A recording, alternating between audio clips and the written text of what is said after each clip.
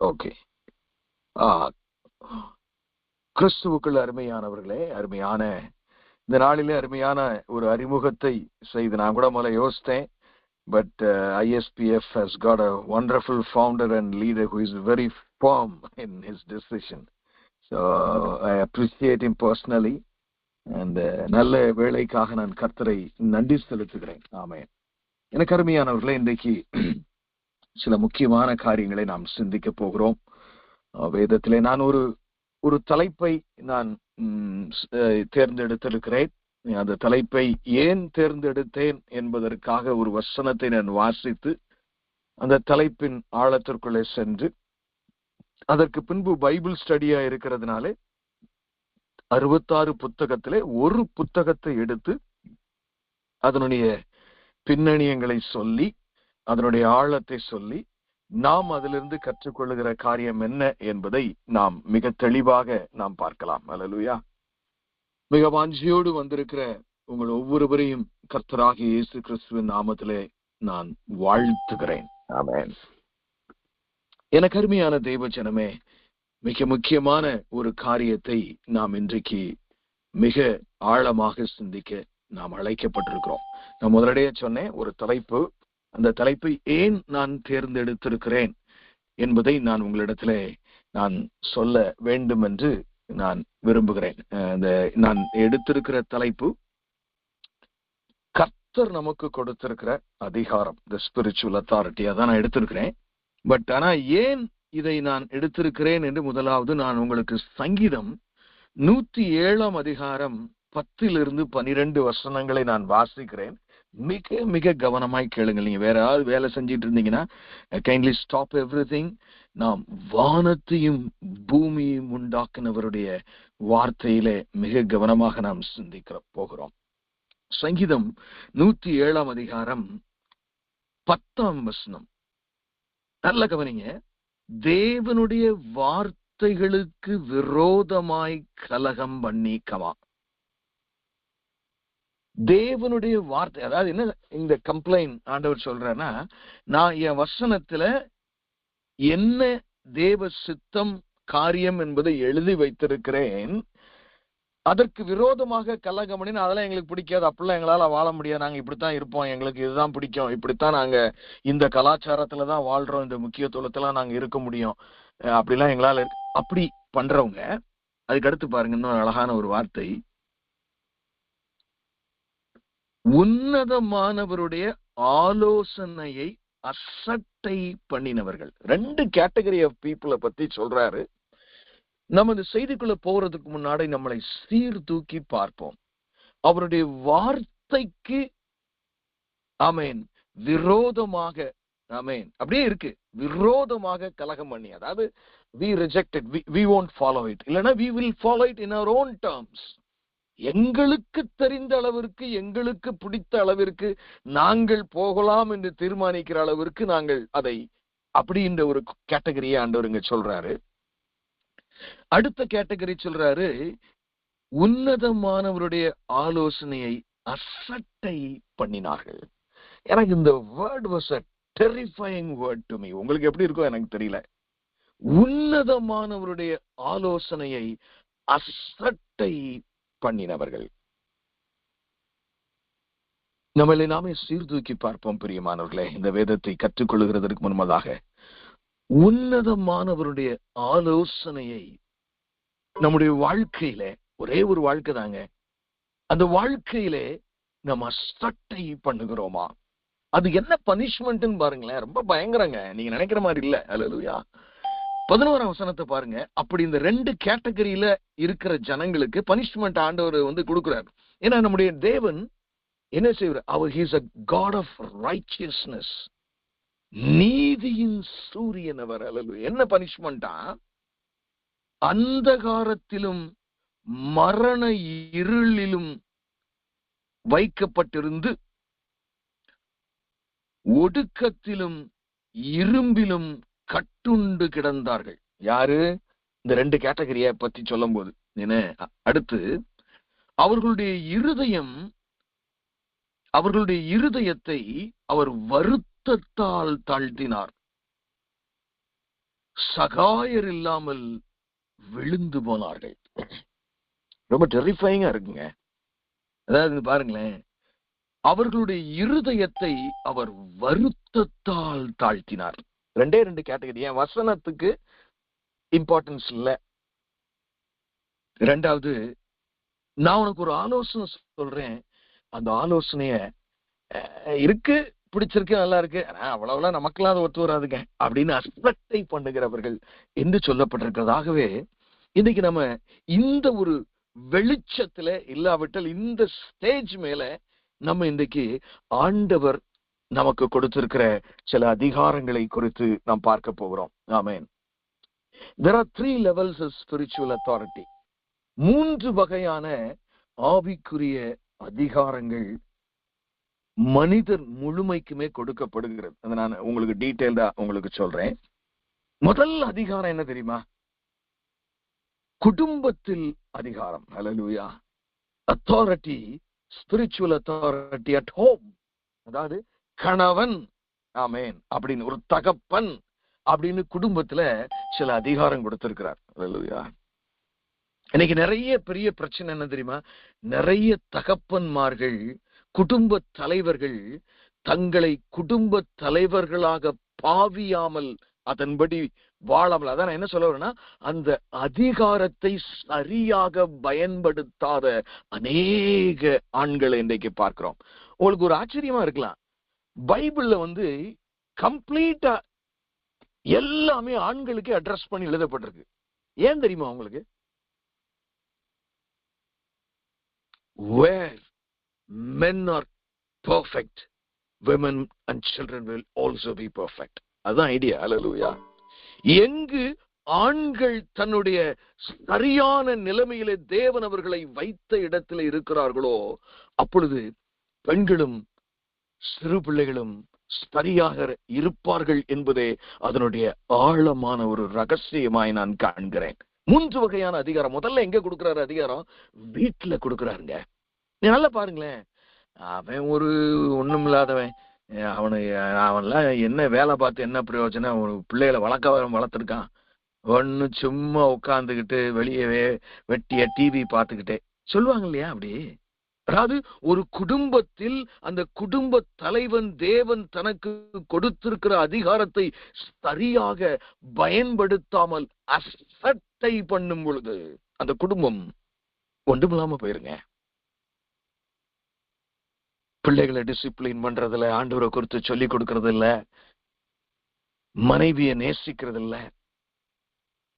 ஒரு குடும்பத்தில் நிறைய இருக்கு. அதே மாதிரி மனைவி கணவனுக்கு கீழ்ப்படுகிறது இல்லை. கர்த்தரால் நியமிக்கப்பட்ட ஒரு ஆலோசனை இல்லாவிட்டால் ஒரு அதிகாரம் அசட்டை பண்ணப்படும் பொழுது அந்த குடும்பம் தன் நிலைமையிலிருந்து கீழே கலண்டு விழுந்து விடும். அடுத்து பாத்தீங்கன்னா, there is a second level of authority. ஆண்டவர் குடும்பத்துக்கு மாத்திரம் இல்ல, he is also giving authority to the governments. Hallelujah. நீங்க என்ன நினைச்சாலும் சரி, எல்லா அரசாங்கங்களின் தலைவராக கர்த்தராக இயேசு கிறிஸ்து இருக்கிறார். ஹல்லேலூயா. ராஜாதி ராஜாவாய். நீங்க சில நேரங்கள் அதை நினைக்கலாம், அதாவது ஆண்டவர் ஒரு தேசத்தினுடைய ஜனங்களுக்கு, அது ஒரு எலெக்ஷன் நடக்கணும் வைங்களேன். இந்த வருஷமே 54 நாடுகளுக்கு எலெக்ஷன் நடக்குது வச்சுக்கோங்க. இதுல ஒரு தேசத்துல அந்த ஜனங்களுக்கு ஆண்டவர் அந்த ஓட்டிங்லயே அவர் என்ன டிசைட் பண்றாரோ அதான் நடக்கும். ஹல்லேலூயா. Sometimes he decides according to the way they deserve. அப்பனா ஆண்டவர் அவங்களுக்கு எதிர்த்து ஓட்டு போடுறாருன்னு அர்த்தம். ஒரு சில எலெக்ஷன்ல, ஒரு சில காரியத்துல ஆண்டவர் அந்த ஜனங்களுக்கு நன்மை செய்யும்படி ஓட்டு போடணும்னா he will bring a government which they need. அவர்களுக்கு தேவையான ஒரு நல்ல அரசை கொண்டு வருவார். இல்லாவிட்டால் அவர்களை தண்டிக்க வேண்டும் என்றால் அவர்களை தண்டிப்பதற்கான ஒரு அரசாங்கத்தை தேவன் தேர்ந்தெடுப்பார். தெளிவா throughout the Bible we can see that. எனக்கு அருமையான தேவ ஜனமே, நான் என்ன சொல்ல வரேன்னா, ஒரு அரசாங்கம் தனக்கு கொடுத்திருக்கிற அதிகாரத்தை சரியாக பயன்படுத்தலைன்னா அந்த அரசாங்கத்துக்கு என்ன பேரு? வீக் கவர்மெண்ட் பேரு. வீக் கவர்மெண்ட் எங்கேயுமே நிலைச்சு நிக்காதுங்க. நான் என்ன சொல்ல வருகிறேன் என்றால், பிரியமானவர்களே, தேவன் கொடுத்த அதிகாரத்தை, அந்த அரசாங்கத்தை கொடுத்தேன்னா அவர் வருகை, குமாரனுடைய வருகை வரைக்கும் இந்த உலகம் போகணுங்கிறதுக்காக ஒவ்வொருத்தரையும் அதனாலதான் அதிகாரிகளுக்காக வேண்டிக் கொள்ளுங்கள். தேவனால எல்லாமே எந்த அதிகாரம் இல்லையா, அவரே கொண்டு வருகிறார். ஆனால் அந்த அதிகாரிகள், அந்த அரசாங்கத்தின் தலைவர்கள் தன் அதிகாரத்தை சரியாக பயன்படுத்தாமல் போகும்போது வீக் கவர்மெண்ட் நிலைச்சே நிக்காதுங்க. It will fall. It will divide. எனக்கு அருமையான தெய்வஜனமே, மூன்றாவது கர்த்தராகிய தேவன் யாருக்கு அதிகாரத்தை கொடுக்கிறார் தெரியுமா? சபைக்கு, விசுவாசிகளாகிய உங்களுக்கு. ஹல்லேலூயா. ஒரு தனிப்பட்ட குடும்பத்தில் தேவன் கொடுத்த தலைமை பொறுப்பை அந்த மனிதன் அசட்டை பண்ணும் பொழுது அந்த குடும்பம் தன் செயல் இழந்து போகிற குடும்பமாய் மாறும். ஒரு அரசாங்கத்திற்கு தேவன் கொடுத்திருக்கிற காரியத்திலே தேவனுக்கு பயந்து உண்மையாய் அவர்கள் நடக்காமல் அந்த அதிகாரத்தை துர்பிரயோகம், அதாவது அசட்டை பண்ணும் பொழுது அந்த அரசாங்கம் கீழே விழுந்துவிடும். அதே மாதிரிதாங்க நம்ம இன்னைக்கு போக்கஸ் தான். What God has given to the church. சபைக்கு சில அதிகாரங்களை, சில பொறுப்புகளை, சில கடமைகளை நமக்கு அவர் கொடுக்கிறார். ஆனால் இன்றைக்கு சபையில who bothers? எனக்கு அருமையான தேவஜனமே, தேவன் நமக்கு கொடுக்கிற அந்த காரியத்திலே நம்ம என்ன செய்றோம்? அசட்டை பண்ணுகிறோம். அதெல்லாம் எங்களால முடியாதுங்க. இப்போ ஃபார் எக்ஸாம்பிள் ஒரு வசனத்தை நான் உங்களுக்கு வாசிக்கிறேன். ஹல்லேலூயா, ஆமென். மார்க்குவின் சுவிசேஷம் 16ஆம் அதிகாரம் கடைசி வசனங்க. மார்க்குவின் சுவிசேஷம் 16ஆம் அதிகாரம் கடைசி வசனம். ஏன்னா நீங்க இந்த மார்க்குவின் பைபிள் ஸ்டடிங்கிறனால சொல்றேன். நீங்க என்கிட்ட பர்சனலா கேட்டீங்கன்னா நான் அதை சொல்ல முடியும். பட் ஆனா இப்ப சொல்ல முடியாது. யூஸ்வலா சிலர் சொல்லிடுவாங்க மார்க் 16ஆம் அதிகாரம் 8ஆம் வசனத்து வரைக்கும் தான் ஒரிஜினல் ஸ்கிரிப்ட், அதுக்கு கீழே உள்ளதெல்லாம் யாரோ சேர்த்திருக்காம சொல்லுவாங்க. அப்படியே சேர்த்திருந்தாலும் இதுக்கு ஒரு பிரின்சிபல் இருக்கு. அந்த பிரின்சிபல், நியூமரிக்கல் பிரின்சிபல் இப்படி பார்த்தா எத்தனை கம்ப்யூட்டரை வச்சு அதை டிசைன் பண்ணி எழுதியிருந்தா கூட இப்படி எழுத முடியாது. ஸோ இதனுடைய டீட்டெயில உங்களுக்கு விளங்கலைன்னா நீங்க தனியா கேளுங்க, நான் உங்களுக்கு சொல்றேன். கடைசி வசனத்தை பாருங்க. மார்க் 16ஆம் அதிகாரம் 20ஆம் வசனம். அவர்கள் புறப்பட்டு போய் எங்கும் பிரசங்கம் பண்ணினார்கள். கர்த்தர் அவர்களுடனே கூட கிரியை நடப்பித்து அவர்களால் நடந்த அடையாளங்களினாலே வசனத்தை உறுதிப்படுத்தினார். இந்த வார்த்தையை பிரசங்கிக்கிற என்னையும் ஒருவேளை உங்களையும் முன்னிறுத்தி ஒரு கேள்வி கேட்டு பார்ப்போமே. என்னுடைய வாழ்க்கையில நீங்க கேட்டுக்கங்க. நான் தேவனுடைய ஊழியத்திற்கு செல்லும் பொழுது, இல்லாவிட்டால் தேவனுடைய காரியமாய் நான் செல்லும் பொழுது, எத்தனை இடங்களிலே தேவன் அவருடைய வார்த்தையை என் ஊழியத்திலே உறுதிப்படுத்தி இருக்கிறார். Where we are now. இன்னைக்கு இன்னொரு கேள்வி நான் உங்கள்கிட்ட கேட்கிறேன். இப்ப திடீர்னு இந்த மீட்டிங் நடந்துட்டு இருக்கு, உங்களுக்கு ஒரு போன் வருது. பிரதர், எங்க பக்கத்து வீட்டுல ஒரு அம்மா திடீர்னு பேய் பிடிச்சு ஆடுது, கொஞ்சம் நைட்டு ஒரு 8:30 மணி 9 மணி ஆச்சு, இருந்தாலும் நீங்க வந்துடலாமா தயவு செய்து brother. What will be your genuine response to that? ஐயோ பிரதர், நமக்கெல்லாம் அந்த அளவுலாம் கிடையாது பிரதர். நம்மெல்லாம் சாதாரணமா ஏதோ பைபிளை தூக்கிட்டு கோயிலுக்கு போயிட்டு வந்துட்டு இருக்கோம். அதெல்லாம் எங்க பாஸ்டர் தான் வரணும், அதுவும் அவரும் உபவாசத்துல இருந்தா வருவாரு. அது நீங்க நினைக்கிற மாதிரி அப்படி உடனே எல்லாம் செய்ய முடியும். Is that our response?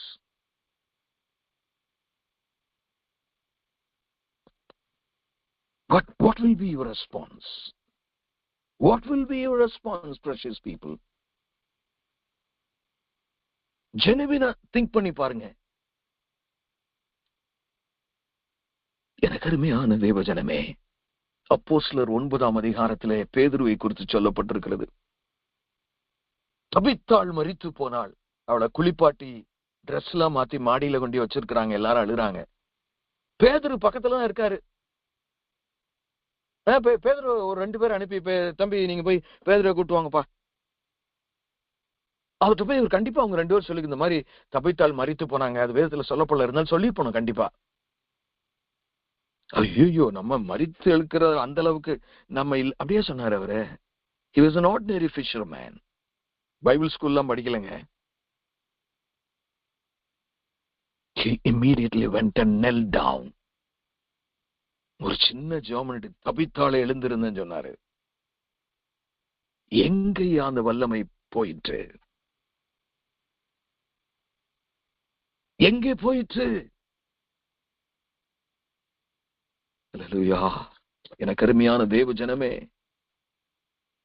எங்கே போயிற்று? அதாவது நம்ம இந்த கண்ணை மூடிக்கிட்டே கிறிஸ்தவ வாழ்க்கை வாழ்ந்துட்டு, நாங்க என்னுடைய பாடல்களினாலே, எங்களுடைய துதியினாலே, எங்களுடைய அதனால இதனால we haven't done anything for the Lord. I tell you, தேவன் விரும்புகிற ஆலோசனை அசட்டை பண்ணுகிறவர்களாகவே இன்றைக்கு திருச்சபை காணப்படுகிறது. அல்லேலூயா, ஆமென். அதாவது பேதுரு சமாரியாவுக்கு பிலிப்பு போவார் இல்லையா, அப்போஸ்தலர் 8ஆம் அதிகாரத்துல போயிட்டு அங்க நிறைய பேர் ஆண்டவரை ஏற்றுக்கொள்றாங்க, அற்புதங்கள் நடக்குதுன்னு உடனே பேதுரு போய் பரிசுத்த ஆவியானவரை குறித்து நீங்க கேள்விப்பட்டிருப்பீங்களான்னு உடனே அவங்க சொல்லுவாங்க, அப்படி நாங்க கேள்விப்படலைன்னு உடனே சரி ஜெபம் பண்ணி அவங்க மேல கையை யார் மேலெல்லாம் பேதுரு கையை வைக்கிறாரோ பரிசுத்த ஆவியானவர் இறங்கிக்கிட்டே இருக்காரு. ஆமென், ஆமென், ஆமென்.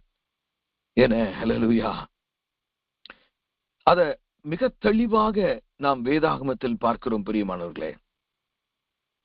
அத சீமோன் பார்க்கிறான். அவன் ஒரு மந்திர வித்தைக்காரன், அவன் தான் பெரிய ஆளா இருந்தான். ஆனா அவனு ஆண்டவர் ஏற்றுக்கொண்டான். ஏன்னா எல்லாத்தையும் ஒரு அளவுக்கு சரி கட்டி வந்துட்டான். ஆனா அவன் இருதயம் சரியா மாறல. அவன் என்ன கேட்கிறான்னா, ஐயா நாங்க உங்களுக்கு பணம் தரேன், நீங்க நான் யார் மேல கை வைக்கிறேனோ அவங்கள்ட்டையும், ஏன்னா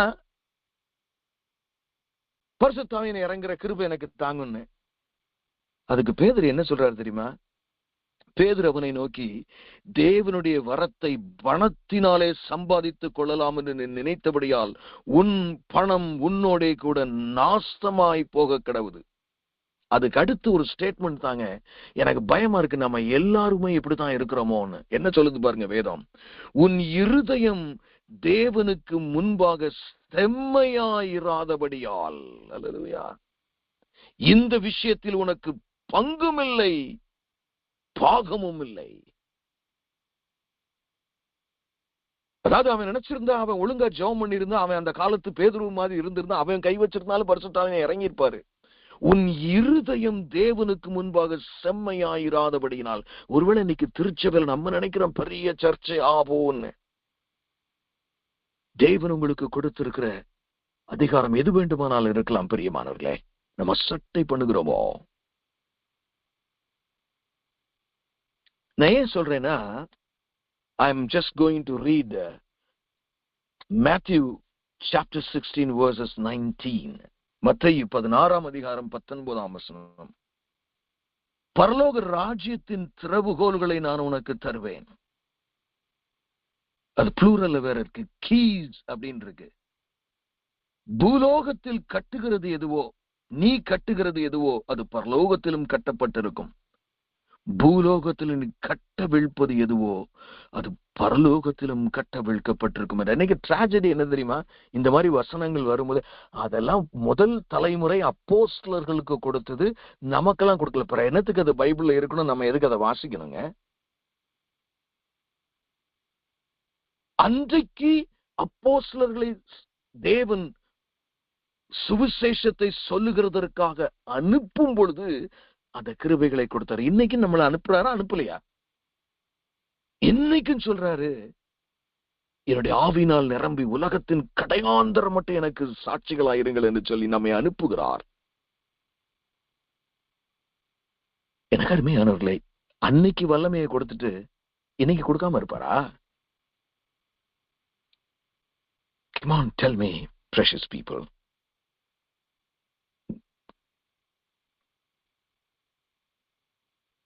Hallelujah.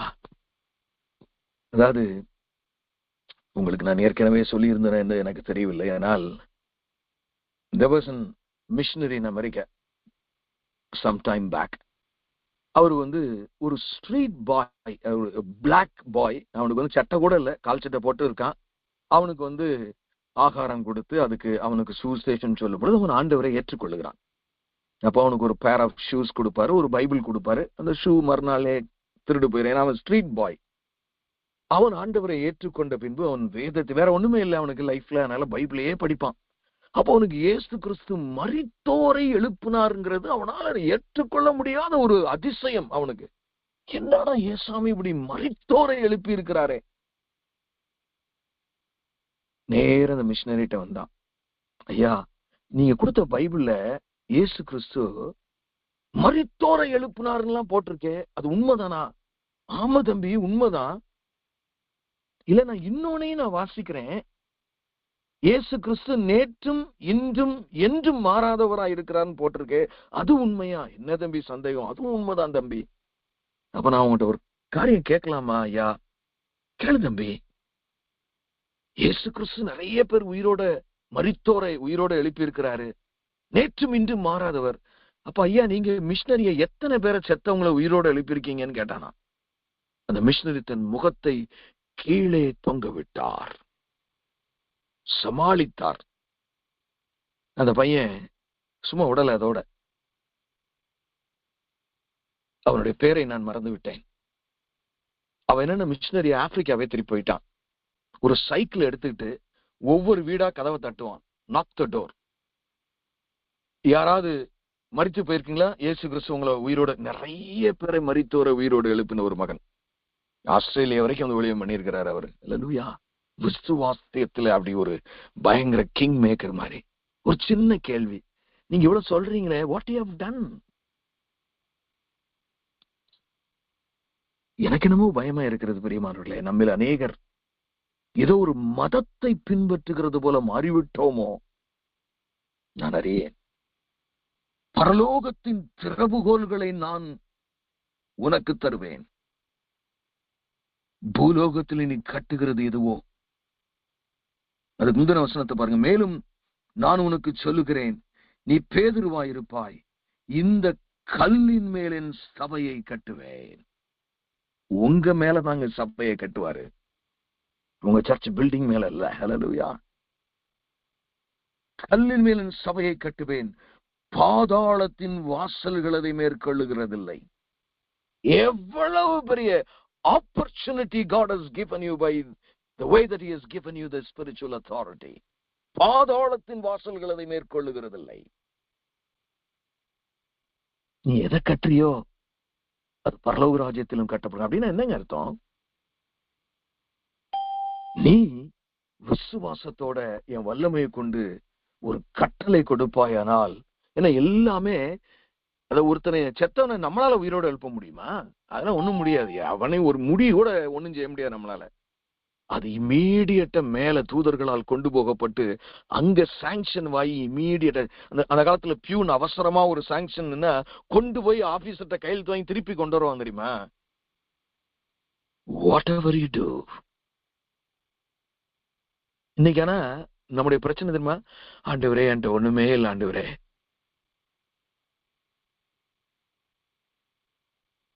We lost it. Something is lost. Something is lost. நம்ம இருதயம், அநேகருடைய இருதயம் மாறி போயிட்டோ. நான் நிறைய சொல்ல பாருங்களேன். நான் மத்தேயு, லூக்கா 10ஆம் அதிகாரம், ஆனா அதே 19ஆம் வசனத்தை நம்ம வாசிப்போம். I got many things to say. லூக்கா 10ஆம் அதிகாரம் 19ஆம் வசனம். இதோ சர்ப்பங்களையும் தேள்களையும் மிதிக்கவும் சத்துருவனுடைய சகல வல்லமையை மேற்கொள்ளவும் உங்களுக்கு அதிகாரம் கொடுக்கிறேன், ஒன்றும் உங்களை சேதப்படுத்துவதில்லை, சேதப்படுத்த மாட்டாது. அல்லேலூயா. மத்தேயு 10ஆம் அதிகாரத்தை வாசிக்கிறீங்களா? உங்களுக்கு தெரிஞ்ச வசனம் தான். மத்தேயு 10ஆம் அதிகாரம் 8ஆம் வசனம். வியாதி உள்ளவர்களை சுஸ்தமாக்குங்கள், குஷ்ட ரோகிகளை சுத்தம் பண்ணுங்கள், மரித்தோரை எழுப்புங்கள், பிசாசுகளை துரத்துங்கள், இலவசமாய் பெற்றீர்கள், இலவசமாய் கொடுங்கள். இப்ப எல்லாம் ஒரு அற்புதம் நினைச்சா நடந்தா போதும், டிவியில போட்டு யூடியூப்ல போட்டு மாகா பெரிய ஆளாக்கி கலெக்ஷன் பார்ட்டி மாதிரி ஆயிடுறாங்க. இலவசமாய் பெற்றா இலவசமாய் கொடுங்கள். அல்லேலூயா. எங்க ஹீலிங் நடக்குதோ அந்த இடத்துல காணிக்கை வாங்க கூடாதுங்க. அல்லேலூயா. எனக்கு அருமையான தேவஜனமே, நான் என்னத்தை பிரசங்கிப்பேன்? ஆனா இந்த ஸ்பிரிச்சுவல் அத்தாரிட்டியில பாத்தீங்கன்னா ஒரு காரியத்தை நான் சொல்ல விரும்புகிறேன். தேவனுடைய அதிகாரம், அதாவது ஒரு சில திருச்சபைகள், அதாவது ஃபெய்த் மூவ்மெண்ட்னு சொல்லுவாங்க அவங்க பாத்தீங்கன்னா அத மேக்சிமம் மேல புஷ் பண்ணிட்டாங்க. ஒரு சில திருச்சபைகள் என்னன்னா அதுக்கு முக்கியத்துவமே கொடுக்கல. ரெண்டுமே தவறு என்று நான் நினைக்கிறேன். சில காரணங்களினால் அதை சொல்லுகிறேன். இதுக்கிடையில இன்னொரு காரியத்தை உங்களுக்கு நான் சொல்ல விரும்புகிறேன். நீங்க கையில எல்லாரும் பைபிள் வச்சிருக்கீங்களா? நான் எடுத்து மத்தேயு, லூக்கா 10ஆம் அதிகாரம் 19ஆம் வசனம், மத்தேயு 16, ரொம்ப நல்லா இருக்கு, கன்வீனியன்டா இருக்கு நான் சொல்ல நீங்க எடுக்கிறதுக்கு. ஆனால் ஏதோ ஒரு காரியத்தை நான் சொல்ற கவனமா கவனிங்க. பைபிள் 66 புக்கு, 40 எழுத்தாளர்களால் தேவனுடைய ஆவியினால் இருந்து எழுதப்பட்டது, உங்களுக்கு தெரியும். ஆனா யாருமே சாப்டரும் வேர்ஸுமாவே எழுதலைங்க. It was an essay. ஒரு bishop, archbishop of Canterbury, the bishop Stephen Langton, 1220, அதாவது அப்போஸ்தலர்களால் சபை ஆரம்பிக்கப்பட்டு 1220 வருஷம் வரைக்கும் பைபிள் ஒரே நாவல் புக் மாதிரி தாங்க இருந்தது. இன்னும் டோரால போய் பாத்தீங்கன்னா நம்ம கொடுக்கிற தலைப்புல எல்லாம் அவங்க வைக்கல. அந்த புக்கு ஃபர்ஸ்ட் வேர்டு என்ன ஆரம்பிக்கிறதோ அதுதான் அந்த புக்கு டைட்டில். உங்களுக்கு சொல்லி கொடுத்துருப்பாங்க பைபிள் ஸ்டடியில, இல்லையா? ஹீப்ரூல அப்படிதான் இருக்கு, டோரால. அல்லேலூயா. இவர் என்ன பண்ணிட்டாரு, வாசிக்கிறதுக்கு சௌரியமா இருக்குன்னு சொல்லி சாப்டரா பிரிச்சாரு. அப்புறம் ஒரு பிரிண்டர் பிரான்ஸ்ல பாத்தீங்கன்னா ராபர்ட் எய்ஸ்டைன், ESTIENNE, அவரை ஸ்டெஃபானஸ்னு கூப்பிடுவாங்க. அவர் என்ன நியூமரிக்கல் வேல்யூ இந்த வேர்ஸா கொண்டாந்தாங்க தெரியுமா? அங்கதாங்க பெரிய தப்பே நடந்திருக்கு திருச்சபையில. இன்னைக்கு நம்ம என்ன பண்ணிட்டோம், கத்தரிக்கோல் போடுறதே நம்முடைய வேலை. வசனத்தை பாதியா வெட்டி ஒண்ணுக்கும் இல்லாம ஆக்கி எது வாக்குத்தத்தம் இல்ல, நத்திங் we know. பைபிளே நமக்கு தெரியாம ஆயிடுச்சுங்க. ஆனா நிறைய கன்வீனியன்ஸ் இருக்கு, நான் இல்லைன்னு சொல்லல. நம்ம ஒருத்தங்களுக்கு பிரசங்கிக்கும் போது எடுக்கிறதுக்கு அவங்களுக்கு வசதியா இருக்கு, அவன் செஞ்சதெல்லாம் ரைட் இன்டென்ஷனா இருக்கலாம். ஆனா நிறைய நேரங்கள்ல தேவனுடைய வார்த்தை இந்த கான்டெக்ஸ்ட் விட்டு எடுக்கக்கூடிய ஒரு அவல நிலைமை. எனக்கு அருமையான தேவஜனமே, நான் சொன்னேன் ஒரு 4 சேலஞ்சு இந்த ஸ்பிரிச்சுவல் அத்தாரிட்டிக்கு இருக்கு. முதல் சேலஞ்சு நம்ம கர்த்தரே. It is very much subjected to the will and the purposes of God. உங்ககிட்ட அதிகாரம் ஆண்டவர் கொடுத்திருக்கிறார். இப்ப அதுக்காக நீங்க ஒரு ஊர்ல இருக்கிறீங்கன்னு வைங்க, மதுரையிலயோ இல்ல திருநெல்வேலியிலயோ இருக்கிறீங்க. உங்க ஊர்ல செத்தவன பூரா வரிசையா எழுப்பிட்டு போக முடியுமா உங்களால? ஒருவேளை எழுப்பலாம். ஆனா எதுக்கு கட்டுப்பட்டு இருக்கிறது? தேவனுடைய சித்தத்திற்கும் அவருடைய பர்பஸ்க்கும் அது கட்டுப்படுத்தது. அவர் நினைச்சு ஒருத்தன் உயிரோட எழுப்பணும்னா அந்த நேரம் நீங்க சொல்றது நடக்கும். அல்லேலூயா. இது என்ன நடக்குது தெரியுமா? இப்போ இந்த அதிகாரத்தை பெற்ற நீங்களோ நானோ போய் ஒருத்தருங்க வியாதியஸ்தர் மேல கையை வைக்கிறான், அவன் அடுத்த நிமிஷமே மறுநாளே செத்து போறான்னு உடனே ஐயோ, நான் ஏற்கனவே 1 வருஷத்துக்கு முன்னாடி ஒருத்தனுக்கு போய் அப்படி ஜெபம் பண்ணேன், அவன் இம்மீடியட்டா செத்து போனான், அதனால நமக்கு இந்த வரம் கொடுக்கப்படலை, எனக்கு அது தேவையும் இல்லை. அதாவது நம்ம அசிங்கப்படுறதுலதான் பெருசு, எனக்கு கேவலமாயி போச்சு. அதாவது என்ன உண்மை தெரியுமா? உங்களுக்கு என்ன ஆண்டவர் சொல்லியிருக்காரோ அதை செஞ்சுக்கிட்டே போகணும். பேதுருவனுடைய வாழ்க்கையிலையும் அவன் எல்லாரையும் குணமாக்கினான் என்று எழுதப்படவில்லை பிரியமானவர்களே. அப்ப நம்ம என்ன செய்யணும்? 100 பேர் நீங்க கை வச்சு குணமாகாட்டாலுமே 101 ஆள்கிட்ட நீங்க என்ன நினைக்கிறீங்க தெரியுமா? எனக்கு இந்த வல்லமை கொடுக்கப்பட்டிருக்கிறது. ஒருவேளை இந்த 10 ஆட்கள் இடத்திலே செயல்படவில்லை, இது தேவ சித்தமா இல்லாம இருக்கலாம், நான் 11வது ஆளை நான் தேடி போவேன் என்று சொல்லி தொடர்ந்து நீங்கள் அந்த வல்லமையிலே அந்த ஊழியத்திலே தரித்திருக்க தேவன் உங்களை அழைக்கிறார். அதெல்லாம் விட்டாச்சு. அதனால இப்ப என்னாச்சு, வெறும் பிரசங்கம் மட்டும் பெத்த பிரசங்கமா இருக்கு. சொல்லுவாங்க தெலுங்குல, பேரு பெத்த பேரு டப்பு லேதும்பாங்க. பேரு பெருசுதான், பிரசங்கங்கள்லாம் பயங்கரம். Nothing will happen. Who wants that religion? அந்த கிறிஸ்தவம் யாருக்கு ஐயா வேண்டும்? பெரும் வார்த்தைகள்.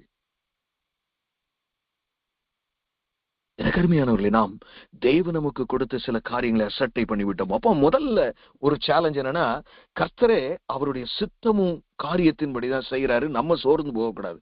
ரெண்டாவது என்னன்னு கேட்டீங்கன்னா, நான் ஏற்கனவே உங்களுக்கு சொன்ன மாதிரி, இட் இஸ் சப்ஜெக்டட் டு அவர் ஓன் ஃப்ரீ வில். நீங்க நினைச்சா, நமக்கெல்லாம் அது ஒத்து வராதுங்க. இதெல்லாம் நாமளே ஒரு பேங்க்ல வேலை பார்த்துட்டு இருக்கோம், எல்ஐசியில வேலை பார்த்துட்டு இருக்கோம், ஏஜென்ட்டா இருக்கோம், இல்லைன்னா ஏதாவது ரிட்டையர்டா இருக்கோம். நம்ம போய் இதெல்லாம் போட்டு அந்த அளவுக்குலாம் அதெல்லாம் போராடிக்கிட்டுலாம் இருக்க முடியும். ஏதோ நம்ம வேணா ஜெபிக்கலாம், அவ்வளவுதான். நமக்கே, அதாவது இதுதான் அசட்டை பண்ணுதல். கர்த்தர் கொடுத்ததை எனக்கு அருமையானவர்களே, நான் அடிக்கடி சொல்லுகிற ஒரு காரியம், நீங்க நியாய தீர்ப்புல நின்னே ஆகணும், தப்பிக்கவே முடியாது யாருமே. அப்ப ஆண்டவர் ஒருவேளை, என் மகனே என் மகளே, என் ஆவியை உன்மேல் வைத்தேனே, உன்னை ரட்சித்தேனே, என்னுடைய ஆவியை கொண்டு நீ என்ன செய்தாய் என்று கேட்டால் நாம் என்ன சொல்லுவோம் பிரியமானவர்களே? I leave it to you. The second is, it is subjected to our own free will. Thirdly, it is subjected to charging and discharging. இதுதான் அடுத்த ஒரு பெரிய பிரச்சனை. இந்த அந்த ஆன்மீக நிறைய பேர் என்னன்னா, சரியான ஜெப வாழ்க்கையே இருக்காது. இவங்க ஒரு அதிகாரம் எல்லாம் கொடுத்திருக்காரு, ஆனா அதை பயன்படுத்த தெரியாது. என்ன அந்த மாதிரி வச்சுக்கங்களேன். அப்ப என்ன ஆகுது தெரியுமா? ஆண்டவரே சொல்றாரு, ஏன் இந்த பேயை எங்களால விரட்ட முடியல அப்படின்னு அந்த சின்ன பையனை கொண்டு வரும்போது அவங்க கேட்கறாங்க, மறுரூப மலையில இருந்து ஒரு இறங்கி வரும்போது. முதல்ல சொல்றாரு, உங்க அவிசுவாசத்தினாலேன்னு சொல்லி. அதுக்கடுத்து தனியா கூட்டு வச்சு சீஷர்கள் கேட்கறேன், ஏன் எங்களால துரத்த முடியல, நீங்களும் துரத்திட்டீங்களா, அப்ப ஏன் எங்களாலே முடியணும்ல? இவ்வகை பிசாசு உபவாசத்தினாலும் ஜெபத்தினாலும் என்று அது போகாதுங்கிறாரு. அப்படி என்ன அந்த உபவாசத்திலையும் ஜெபத்திலையும் இருக்கு? That is the charging point, charging time. Charging and discharging is the way that you should operate in the spiritual authority. Charging and discharging. நம்ம இன்னைக்கு பாத்தீங்கன்னா, நம்மளே எடுத்துக்கிடுவோமேங்க, ஏங்க வெளியில எல்லாம் போனோம். நம்முடைய தனி வாழ்க்கையில நீங்க உங்க தனி ஜெபம் எப்படிங்க இருக்கு உங்களுக்கு? It's a thing of concern now. ஒருவன் ஜெபம் பண்ண விரும்பினால் தன் அறை வீட்டை பூட்டி. நீங்க நிறைய பேர்ட்ட, ஐயோ எனக்கு சுகருங்க, எனக்கு தெரியல, யாரும் சாப்பிடாம இருந்து செத்து போறவன், அன்லஸ் அன்டில், அதாவது மெடிக்கல்ல டாக்டர் நீங்க உபவாசமே இருக்கக்கூடாதுன்னு சொல்லி இருந்தா then you have to.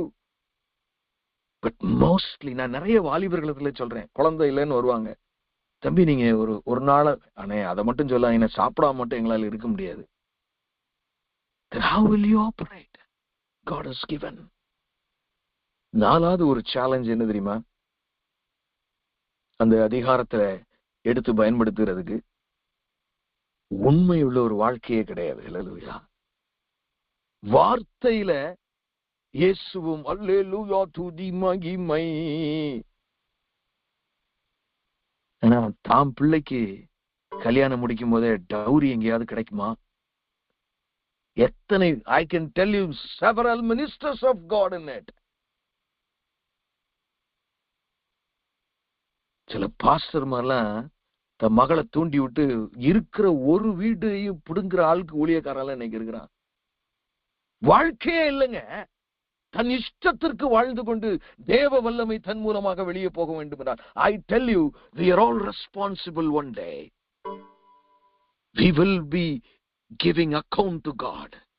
என்னை நீங்கள் எல்லாரும் உங்கள் இருதய கடினத்தினாலே கேவலப்படுத்தினீர்களே. ஆமா, we are belittling Christ. சபையில் வல்லமை இல்லை என்றால் அதற்கு நாமே காரணம்.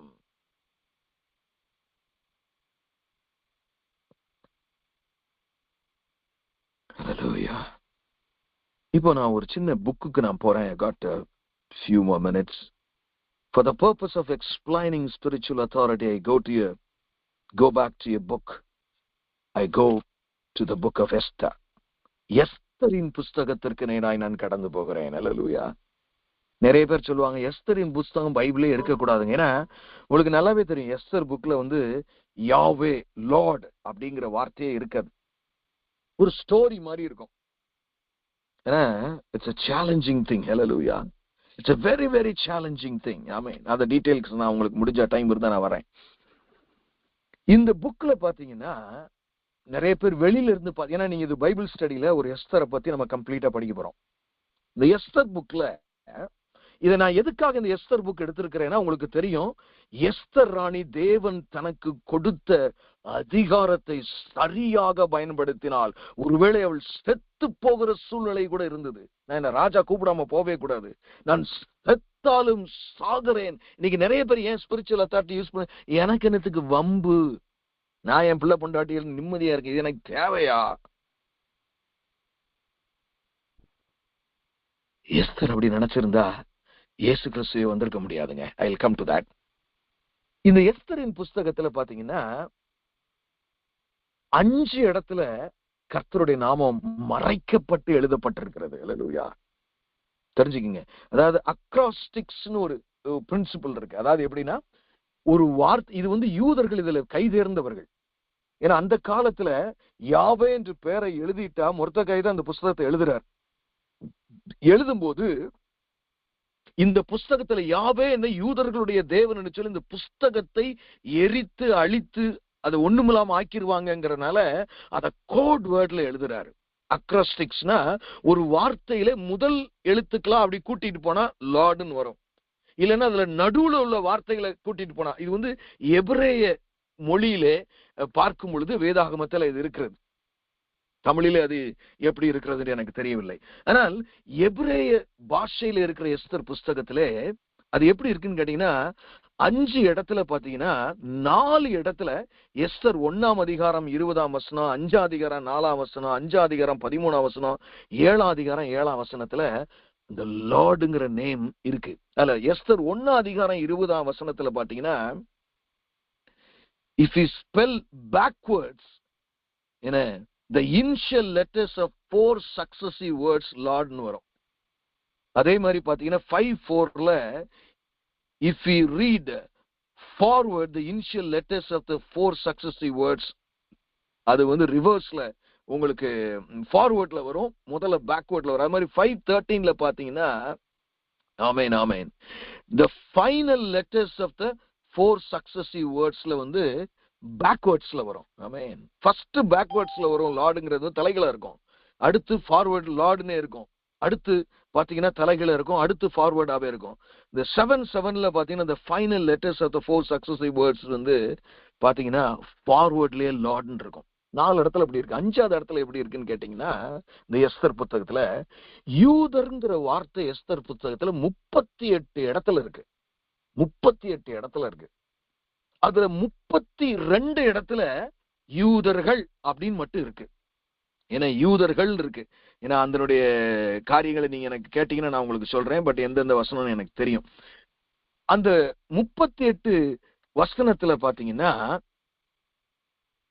32 கரெக்டா இருக்குங்க அந்த ஸ்பெல்லிங், அந்த அவங்க ஜாதியின்படி ஜூ அப்படின்னு இருக்கு. ஆனா 6 லெட்டர்ல ஒரு லெட்டர் எக்ஸ்ட்ராவா ஆட் ஆயிருக்கு. அதாவது யார்டுன்னு சொல்லுவாங்க, ஒய்ஓடி யார்ட். யார்டுங்கிறது எபிரேய மொழியின் அல்பபெட்ல 10வது அல்பபெட்.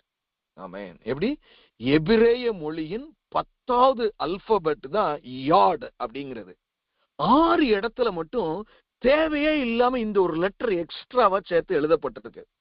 இந்த யார்ட் அப்படிங்கிறதுக்கு நீங்க உங்களுக்கு தெரியும் இங்கிலீஷ்ல அல்பபெட்ஸுக்கு ஏக்கு மீனிங்கே கிடையாது. ஆனா எபிரேய பாஷையில ஒவ்வொரு லெட்டருக்கும் ஒரு அர்த்தம் உண்டு, ஒரு நியூமரிக்கல் வேல்யூ உண்டு. அது உங்களுக்கு தெரியும், ஏற்கனவே நீங்க பைபிள் ஸ்டடியில எல்லாம் படிச்சிருப்பீங்க. ஆனா இந்த யார்ட் அப்படின்னு 10வது எபிரேய மொழிக்கு அர்த்தம் என்னன்னா the hand of Godன்னு அர்த்தம். அல்லேலூயா. மறைக்கப்பட்டு எழுதி இருக்கிறது. போகட்டும் பிரியமானவர்களே. அல்லேலூயா. இந்த எஸ்தருடைய ஹிஸ்டரியை நம்ம சற்று பார்த்தோம் என்றால் இதனுடைய கிரேட்டஸ்ட் ஃபெஸ்டிவல் என்னது, பூரீம் என்ற ஒரு ஃபெஸ்டிவல். இன்னைக்கு வரைக்கும் அது இஸ்ரவேலில கொண்டாடப்படுகிறது. இந்த இதுல வந்து 3 பர்சனாலிட்டி நமக்கு ரொம்ப முக்கியம். அதாவது ஃபர்ஸ்ட் வந்து the king அகாஷ்வேரஸ், அதாவது ஜெர்க்ஸீஸ்னு சொல்லுவாங்க, இல்ல அகாஷ்வேரஸ், கிங்டம் ஆஃப் பர்ஷியா. ஆமா, அது வந்து எப்படின்னா இந்தியால இருந்து எகிப்து வரைக்கும் உள்ள ஒரு பெரிய ராஜ்யம். அதுல அம்மா இல்லையா, ஹேமன் சொல்லுவாங்க இங்கிலீஷ்ல, அவன் வந்து ஒரு ஹாககைட், அப்படின்னா a descendant of Agag, the king of Amalekites. நல்ல கவனிங்க தயவுசெய்து. நீங்க 1 சாமுவேல் 15ஆம் அதிகாரம் 33ஆம் வசனத்தை பார்த்தா, சவுலுக்கு ஆண்டவர் வந்து ஒரு கட்டளை கொடுத்திருப்பாரு, அமலேக்கியர் எல்லாம் அப்படி அழிச்சிட்டு வந்துருன்னு. ஏன் அப்படி கட்டளை கொடுத்திருப்பாரு நினைக்கிறீங்க? எகிப்து தேசத்திலிருந்து அவங்க புறப்படும் போது கர்ப்பிணிகள், வயோதிபர்கள், சிறு பிள்ளைகளை வைத்திருக்கிற பெண்கள் எல்லாரும் பின்னாடி வந்தாங்க. அது மோசையுடைய கிரேட்டஸ்ட் மிஸ்டேக் என்னை பொறுத்தவரையில. ஒரு லீடர்ஷிப் ஃபெயிலியர். இன்னைக்கும் திருச்சபையில அந்த லீடர்ஷிப் ஃபெயிலியரை நம்ம ப்ரிடாமினன்ட்டா பார்க்க முடியுது. என்ன செஞ்சிருக்கணும்னா, அவங்களெல்லாம் முன்னாடி விட்டுட்டு இவங்க பின்னாடி ஸ்லோவா போயிருந்திருக்கணும். ஆனா ஏன், அதுக்கு ஒரு காரணம் இருக்கு. ஏன்னா தேவனுடைய கூடாரம் முன்னாடி போகணும், அதுக்கு அடுத்ததாவது அவங்கள வச்சிருந்திருக்கணும். இவங்க பின்னாடி விட்டாங்க. இந்த அமலேக்கியர் கொரில்லா வார்ஃபேர்ல வந்து நிறைய பேர் கொண்டுட்டாங்க. இது எப்போ நடந்துச்சு? எகிப்துல இருந்து அவங்க கானானுக்கு போகும்போது நடந்தது. ஆனா ஆண்டவர் சவுல்ட்ட வந்து, என் ஜனங்கள் எகிப்துல இருந்து புறப்பட்டு வரும் பொழுது அமலேக்கியர் வழி மறித்ததை என் மனதில் வைத்திருக்கிறேன். எத்தனை வருஷம் கிட்ட தெரியுமா சொல்றாரு? பவுல்ட்ட வந்து மன்னிக்கும் சவுல்ட்ட வந்து சொல்லும் போது, அவங்க கானானுக்குள்ள நுழைஞ்சி 360 வருஷம் கழிச்சு அதை சொல்றாருங்க. கிட்டத்தட்ட 400 வருஷம் கழிச்சுங்க. God still remembers. இந்த தேவனை நீங்க சாதாரண எடை போடாதுங்கள் பிரியமானவர்களே. He remembers 400 years. என் பிள்ளைகளை, அதாவது அவங்க எல்லாம் செத்து போயிட்டாங்க, மோசே செத்து போயிட்டாரு, எல்லாரும் செத்து போயிட்டாங்க. But God was remembering that. Such is the Lord God of Israel, the King of Kings, our Lord Jesus. என்ன நடக்குது தெரியுமா? இதுல என்ன சம்பவம்னு கேட்டீங்கன்னா, எஸ்தர் சம்பவத்துக்குள்ள வரும்போது நீங்க 1 சாமுவேல் 15:33 பாத்தீங்கன்னா, இவர் அந்த அமலேக்கிய ராஜாவை அழகா கையை கட்டிக்கிட்டு ஆண்டவர் எல்லாரையும் கொண்டிருப்பாரு, இவர் எல்லாத்தையும் கூட்டிட்டு வந்துட்டு இருப்பாரு. உங்களுக்கு தெரியும் அந்த கதையெல்லாம், நான் ரொம்ப சொல்ல வேண்டியது. இது யாரா அப்படின்னு கேட்பாரு. சாமுவேலுக்கு வருமே கோபம், ஒரு பட்டயத்தை எடுப்பாரு, அந்த ராஜாவை கூப்பிடுறாருன்னு உடனே ஆஹா நமக்கு எல்லாம் விடுதலை தான் இனிமே நினைச்சு அவர் வருவாரு, துண்டு துண்டா வெட்டிடுவாரு. இது வந்து ஒரு ஹிஸ்டரியா ரெக்கார்ட் ஆயிடுது. இந்த ஹிஸ்டரியத்தான் ஆமன் ஹேமன் சொல்றான் இல்லையா, அவன் வாசித்திருக்கான் எங்கேயோ. நம்ம பைபிள்ல எஸ்தர்ல இருக்கும், இவர் எனக்கு வணக்கம் போடாததுனாலே அவர் எரிச்சல் அடைந்தார். ஆனா ஏன்டா, ஆஃப்டர் ஆல் என் ஜெனரேஷன்ல ஒரு ராஜாவை கொன்ன நீ எனக்கு வணக்கம் போடலையா? அதுதாங்க அர்த்தம். இந்த எஸ்தர் ஸ்டோரி எவ்வளவு பிக்கப் ஆகுதுன்னு நினைக்கிறீங்க? 400 வருஷம் கழிச்சு சவுலுடைய வாழ்க்கையில ஆனது, அதுல இருந்து 600 வருஷம் கழிச்சுங்க. கிட்டத்தட்ட 1000 years அஃபயர். திருப்பி யூதர்களுக்கு விரோதமான அந்த காரியம், ஆன்டிசெமிட்டிசம் என்று சொல்லுவார்கள், பிசாசினால் கொண்டாடப்படுகிறது. அந்த ஹிஸ்டரிய வாசித்தோன்னே, டேய் நீங்க தானடா நீங்களை சந்ததியை அழிக்கணும்னு பாத்தீங்க, பாடுறா நான் ராஜாவா நான் மந்திரியா இருக்கும்போது ஒரு நாளை குறிச்சு யூதர்கள் அத்தனை பேரையும். இதுதாங்க சினாரியோ. ஆக்சுவலா பார்த்தா எஸ்தருடைய காலத்திலிருந்து இயேசு கிறிஸ்து வருகிற காலம் 473 வருஷம். நான் ஏன் இதெல்லாம் சொல்றேன்னா, அன்றைக்கு மொர்தெக்காயும் எஸ்தரும் தனக்கு கொடுத்திருக்கிற அதிகாரத்தை அசட்டை பண்ணி இருப்பார்களானால் யூதர்கள் யாருமே இருந்திருக்க முடியாது. ஏன்னா அத்தனை யூதர்களும் அந்த இந்தியால இருந்து எகிப்துக்குள்ளதான் ஆங்காங்கே இருந்தார்கள். The Lord was mighty. ஏன்னா அவங்க கூட அந்த சார்ஜிங், எஸ்தர் சொல்றா, நான் 3 நாள் புசியாமலும் குடியாமலும் உபவாசிக்கிறோம், நாங்க நான் செத்தாலும் சாகிறேன். இன்னைக்கு நம்ம அந்த அளவுக்கு யாரும் துணிலங்க. We always want to be in the comfort zone always. எனக்கு அருமையான தேவஜனமே, எனக்கு நேரம் இல்லை. உங்களுக்கு தெரியும், Esther is the typology of church having spiritual authority. ஒரு முன் மாதிரி எஸ்தர். ஹல்லேலூயா.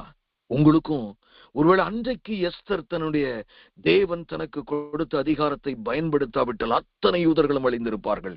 யாருக்கு தெரியும், இன்றைக்கு சபையும் நம் குடும்பங்களும் அங்கங்கே சின்ன பின்னமாகிறதற்கு தனக்கு கொடுக்கப்பட்ட அதிகாரத்தை பரிசுத்தவான்கள் பயன்படுத்தாமல் அசட்டை பண்ணுகிறது ஒரு காரணமா இருக்குமோ? பிரியமானவர்களே, நான் அறியேன்.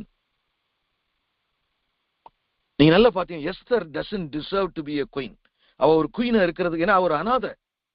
அது மாதிரிதாங்க நீங்க உங்களுக்கு இந்த வல்லமைக்கு கொடுக்கிறதுக்கு உங்களுக்கு எந்த தகுதியும் இல்லைன்னா கிருபையாய் தேவன் அதை உங்களுக்கு கொடுத்திருக்கிறார். அல்லேலூயா, அல்லேலூயா.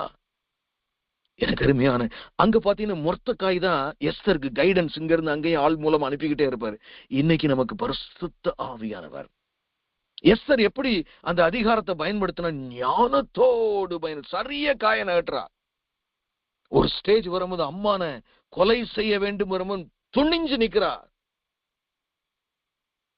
நம்ம கொஞ்சம் பிசாசு போமாட்டேன் பிடிவாதமா நின்னோன்னு நம்ம அப்படி சோர்ந்து, எத்தனை பேர் சோர்ந்து போய் ஜபத்தை பாதியிலே நம்ம நிப்பாட்டிதான் தெரியுமா? எனக்கு அருமையான தேவஜனமே, எனக்கு அருமையான தேவஜனமே, நாம கர்த்தர் கொடுத்த அதிகாரத்தை அலட்சியம் பண்ணாமல் இருக்க வேண்டும். கன்க்ளூஷன் என்ன தெரியுமா? My conclusion is, speak in faith by the spiritual authority God has given for His glory and for the benefit of men. விசுவாசத்துல நீங்க பேசணும்னு ஆண்டவர் எதிர்பார்க்கிறார். அல்லேலூயா. ஏன்னா பேதுரு சொல்றாரு, பொன்னும் வெள்ளியும் என்னிடத்தில் இல்லை, என்னிடத்தில் இருக்கிறதை. நம்மகிட்ட இருக்குன்னே நம்ம நினைக்கிறது இல்லை. நல்ல சாதாரணங்க. In humility, align yourself with God. தாழ்மையிலே தேவனோடு அவருடைய ஆவியின் சித்தத்தின்படி நாம் செயல்படுவோம். ரிசல்ட்டை பத்தி நீங்க பயப்படாதீங்க. நீ உங்க வேலை சுகமாக்குறது, அதை சொல்றதும் ஜெபிக்கிறதும் தான். Leave it to the rest in the hands of God. எனக்கு அருமையானவர்களே, it's a very important message.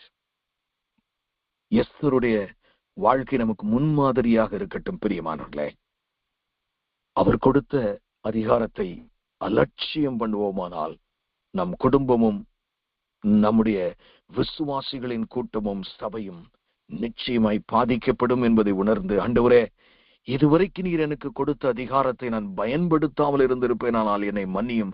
நான் ஒன்றுமற்றவன் என்றல்லவோ நான் நினைத்துக் கொண்டிருந்தேன். இன்றிலிருந்து அந்த அதிகாரத்தை பயன்படுத்த எங்களை பலப்படுத்தும் என்று ஜெபிப்போம். எங்களை நேசிக்கிற நல்ல தகப்பனே, இந்த நல்ல வேளைக்காக நன்றி செலுத்துகிறோம் ராஜா. ஒரு எஸ்தரின் புஸ்தகத்தினுடைய ஆழத்தை கொஞ்சம் கற்றுக் கொடுத்தீர்.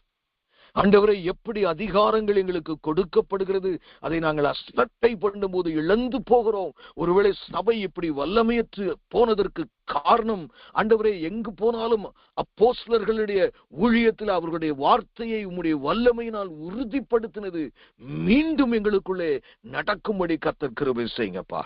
அற்புதங்களை செய்யுங்க. எத்தனை தடைகள் வந்தாலும் தொடர்ந்து நீர் எங்களுக்கு கொடுத்திருக்கிற வல்லமையை பயன்படுத்த நீர் எங்களுக்கு உதவி செய்யுங்க. மீட்பெரும் இரட்சகருமாகிய இயேசு கிறிஸ்துவின் மூலம் ஜெபம் கேளும் எங்கள் ஜீவன்